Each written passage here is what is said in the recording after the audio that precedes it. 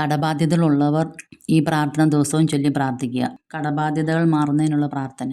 പിതാവായ ദൈവമേ, ഒന്നിനും കുറവില്ലാത്തവനായ അങ്ങയുടെ പുത്രനായി എന്നെ ഏറ്റെടുത്തിരിക്കുന്നതിന് ഞാൻ അങ്ങേക്ക് നന്ദി പറയുന്നു. സകലത്തിൻ്റെയും പരിപാലകനും സകല സമ്പത്തിൻ്റെയും ഉടയവനുമായ അങ്ങ് അങ്ങയുടെ ആശ്രിതരെ ഒരു കുറവുമില്ലാതെ പരിപാലിക്കുന്നതിന് അങ്ങേക്ക് ഞാൻ നന്ദി പറയുന്നു. എന്നാൽ പിതാവേ, അങ്ങയുടെ ഈ മകളുടെ കുടുംബം കടബാധ്യതകളാൽ വലയുന്നു.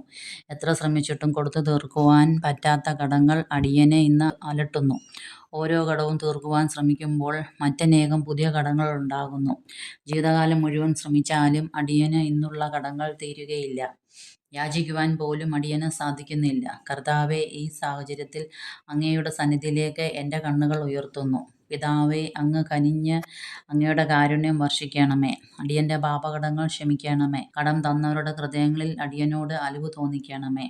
അടിയൻ്റെ സാമ്പത്തിക സ്ഥിതി വർദ്ധിപ്പിക്കണമേ. അങ്ങനെ കടബാധ്യതകൾ തീരുമാറാകുവാൻ പ്രാർത്ഥിക്കുന്നു. അങ്ങയുടെ പുത്രനായ യേശുവിൻ്റെ നാമത്തിൽ താഴ്മയായി അപേക്ഷിക്കുന്നു. കരുണയോടെ കേട്ട് ഉത്തരമരുളണമേ പിതാവേ. ആമീൻ.